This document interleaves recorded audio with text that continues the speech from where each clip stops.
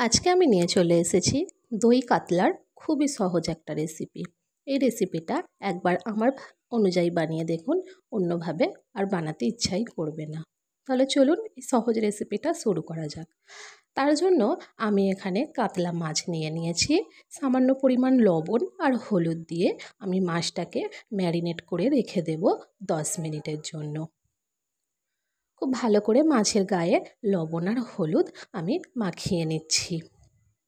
তারপর আমরা একটা পেস্ট বানিয়ে নেব, যার জন্য নিয়েছি আমি কাজু বাদাম 8 থেকে 10টা, আর নিয়েছি পোস্ত 2 চা চামচ, আর 3-4টে কাঁচা লঙ্কা সামান্য জল দিয়ে এটা ভিজিয়ে রেখে 10 মিনিট পর এটা বেটে নিয়েছি। একটা কড়াইয়ে আমি দিয়ে দিচ্ছি পরিমাণ মতো তেল।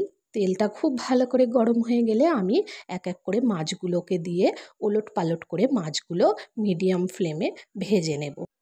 খুব একটা বেশি মাছগুলো লাল লাল করে ভাজার দরকার নেই, হালকা একটু লাল হতে শুরু করলেই মাছগুলোকে আমি তুলে নিচ্ছি। তারপর একই তেলে আমি সবগুলো মাছ খুব ভালো করে ভেজে নেব।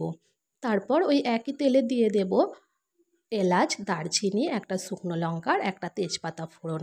ফোড়নটা হালকা নাড়াচাড়া করে একটা পেঁয়াজ কুচি দিয়ে পেঁয়াজটা আমি একটু হালকা লাল হয়ে যাওয়া পর্যন্ত ভেজে নেব। এইভাবে লাল হয়ে গেলে আমি এর মধ্যে দিয়ে দেব একটা পেঁয়াজ বাটা, আর হাফ চা চামচ দিয়ে দেবো আদা রসুন বাটা। এই রেসিপিতে পেঁয়াজ বাটা ব্যবহার করলে কিন্তু গ্রেভিটা অনেক ঘন হয়। তারপর এর মধ্যে আমি দিয়ে দেব কিছু গুঁড়ো মশলা, দিয়ে দেব হলুদ গুঁড়ো, জিরের গুঁড়ো আর ধনের গুঁড়ো। এখানে লঙ্কার গুঁড়ো কিন্তু ব্যবহার করাও যায়, কিন্তু আমি ব্যবহার করলাম না, গ্রেভিটা একটু আমি সাদা রাখতে চাইছি। খুব ভালো করে আমি এখানে মশলাগুলোকে কষিয়ে নেব। দিয়ে দেব স্বাদ অনুযায়ী লবণ। লবণ দিয়েও কিন্তু মশলাটাকে খুব ভালো করে এখানে কষিয়ে নিয়ে যে কাজু, পোস্ত এবং কাঁচা লঙ্কাটা বেটে রেখেছিলাম সেই পেস্টটা আমি এখানে দিয়ে দিলাম। দিয়ে আবারও আমি এটাকে কষিয়ে নেব। এখানে মশলাটাকে খুব ভালো করে কষাতে হবে। তারপর দিয়ে দেব টক দই। টক দই দিয়ে আবারও আমি মশলাটাকে কষিয়ে নেব। এখানে কিন্তু হাতাটা খুব ভালো করে নাড়াচাড়া করতে হবে, না হলে কিন্তু কাজু বাদাম দেওয়া আছে, নিচে কিন্তু গ্রেভিটা লেগে যেতে পারে। প্রয়োজনে এখানে জল দিয়েও কিন্তু কষিয়ে নিয়ে যেতে পারে।